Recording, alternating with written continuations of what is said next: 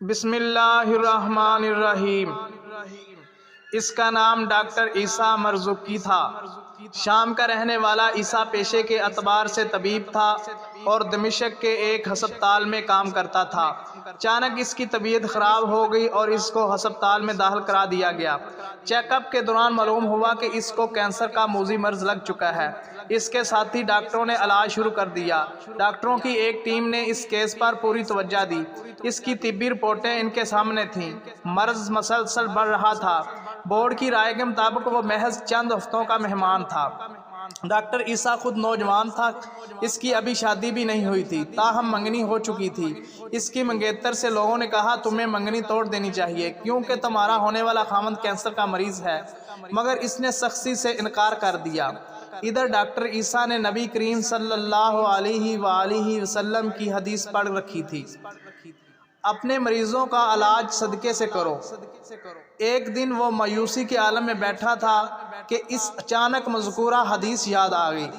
وہ اس کے الفاظ پر غور کرتا رہا، سوچتا رہا، پھر اچانک اس نے سر ہلایا اور بول اٹھا، کیا یہ حدیث صحیح ہے؟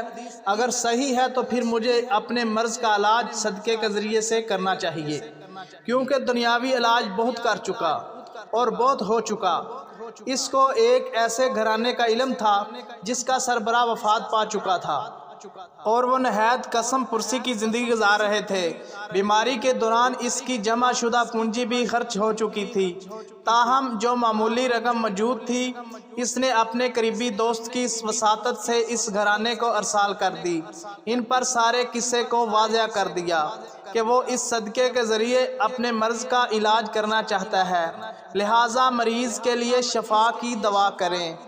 چنانچہ اللہ کے رسول صلی اللہ علیہ وسلم کی حدیث سچ ثابت ہوئی اور وہ بہترین تندرست ہو گیا۔ ایک دن وہ ڈاکٹروں کے بورڈ کے سامنے دوبارہ پیش ہوا۔ اس کے علاج پر مامور ڈاکٹر حیران و ششدر رہ گئے کہ اس کی رپورٹیں اس کی مکمل صحتیابی کا اعلان کر رہی تھیں۔ اس نے بورڈ کو بتایا کہ میں نے رسول اللہ صلی اللہ علیہ وسلم کے طریقے کے ہدایت کے مطابق علاج کیا، وہ اب مکمل طور پر تندرست تھا۔